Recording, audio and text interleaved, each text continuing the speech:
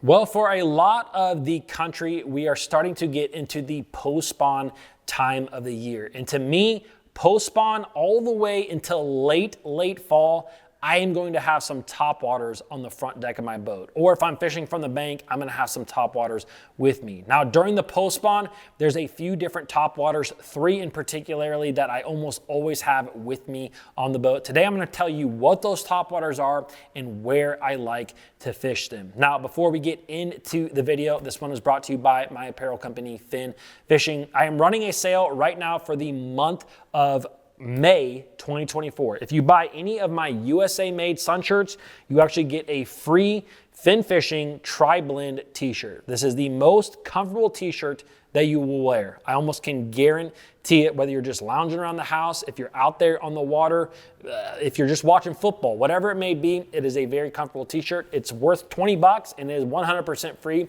with the purchase of a USA made sun shirt. I have some new solid colored sun shirts that you may also be interested in. So all you gotta do, add that sun shirt to cart, add the t-shirt to cart. The t-shirt will automatically discount at checkout, and this sale will end at the end of May. It is the best way to help support this channel.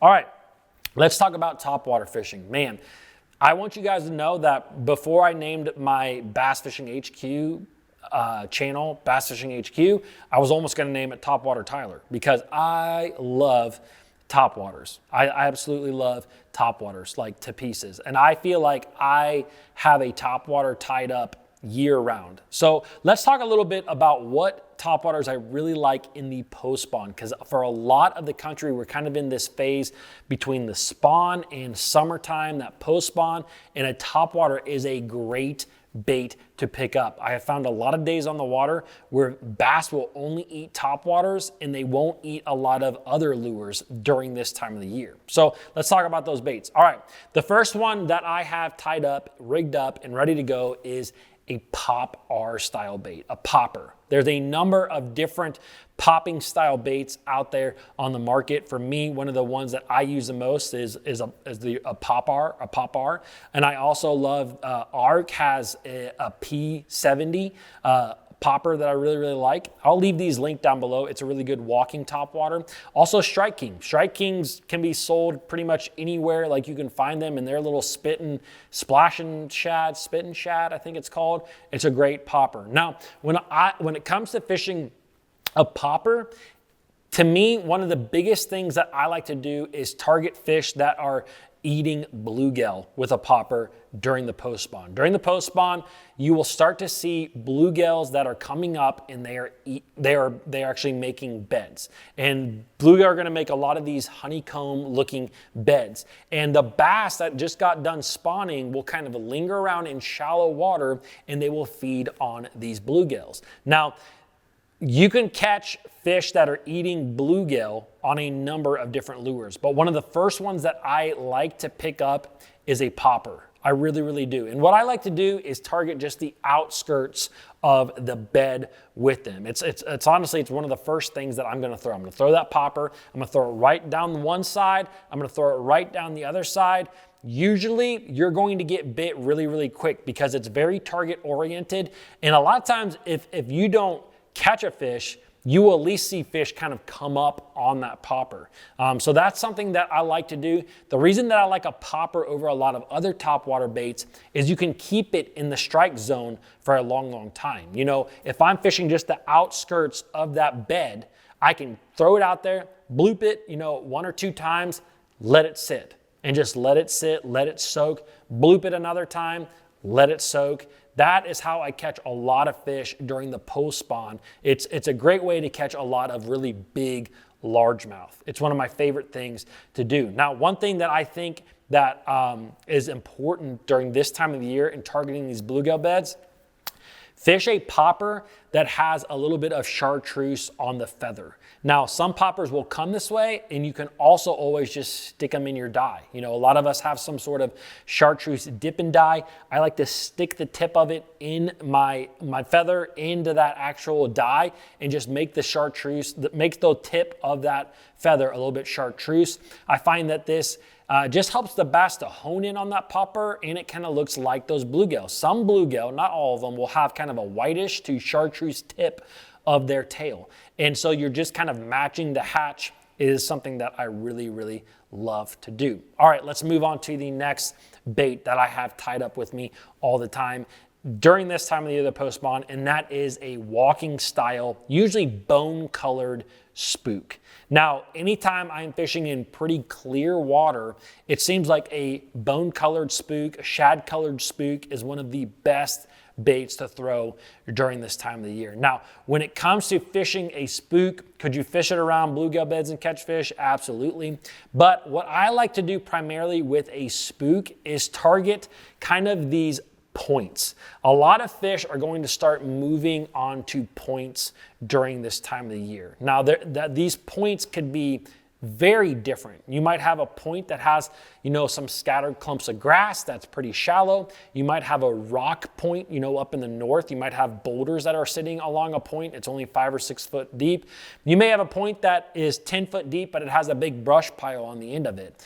I love to kind of fish points in 10 foot of water and less. And over the years, I found that the spook bite can be really, really good in that post-spawn time of the year, especially for big post-spawn females, especially for smallmouth. I catch a lot of big smallmouth this time of the year on a spook. It is fun. And so for me, when I am fishing a spook, a lot of times I'm using it to target structure more than cover.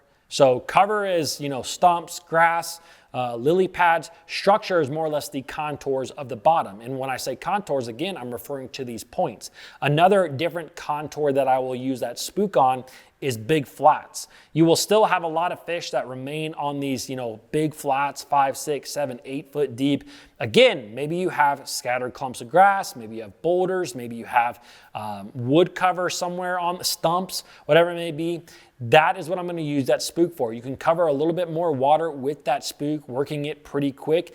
The big thing that I found with spook fishing during this time of the year is speed is really, really important. And I'm not saying that fast is important. I'm saying figuring out what speed the bass want is really important, because some days you will find that they want that bait just really slow, really slow. And other days it's like as fast as you can work that bait. I mean, so typically when I'm fishing a spook during this time of the year, I'm gonna cast it out and I'm gonna work it a couple of different ways until I kind of figure out what exactly the fish want. Because this can be the difference between catching fish and not. You will see days where you catch all of them on that slow, working it really slow, and other days where you have to trigger them by making that bait go really, really fast through the water. And so that to me is one of the most fun bites, especially if you're fishing around big smallmouth. It seems like big smallmouth love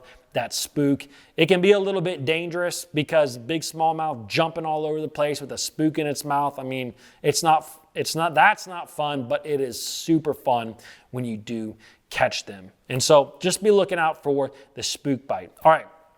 Let's talk about the third topwater that I'm going to have tied up with me a lot during this time of the year, and that is a frog. Some sort of frog. For me, I throw a lot of poppin' frogs. Now, the big thing, not just poppin' frogs, I will throw the more pointed nose frogs too as well. But the big thing that I'm looking for this time of the year is the development of matted vegetation. I will throw whether that's scum. A lot of times it's just simple scum mats, cheese mats that you got up there. After these fish spawn, one of the best areas for these fish to just rest up for a little bit is underneath some sort of vegetation. And this can be, in ponds, sometimes this can literally just be that little scum layer that is in this deep of water on the outskirts of a pond. In some other bigger fisheries, you may start seeing milfoil flats mats start to develop, or different other grasses, mats start to develop. But the big thing I'm going to do is fish these frogs, dragging that frog over that mat. Now, you will find when you are mat fishing, actually anytime you are fishing, you will find this, but there are going to be certain mats that hold a lot of bass, and there's going to be certain mats that hold 0 bass. Now, one clue that I always like to look for and like to hear for are bluegill. A lot of times, bluegill, you will hear them popping the underside of mats. Same thing with lily pads. You'll hear them, making that snap noise. Just popping bugs, popping little zooplankton on the underside of mats. And so if you hear that, you would at least know that bait fish or something that the bass will eat is close by. So therefore, I'm going to fish that particular area a little bit harder. It's not always a guarantee, but it does mean a lot of times that there might be some bass close by. The other thing, if you get bit, work that mat over, because you will find big schools of fish in a very small area, a very small mat. You might find a mat that's the size of my boat, for example. It will have 15 bass underneath that mat. You will fish 300, 400, a mile long worth of mat, and you find one little clump that's the size of my boat, and those fish will be all under that thing. So when you get bit, work that section over extremely hard, and you might run into one of those big schools. All right, I'm a little bit out of breath here, but guys, I hope you enjoyed this video. I love topwater fishing. I bet you do too. If you guys want to help support the channel, you can click on this link right here. Also, if you want to watch my most recent video, you can click on it right here. I will see you guys tomorrow.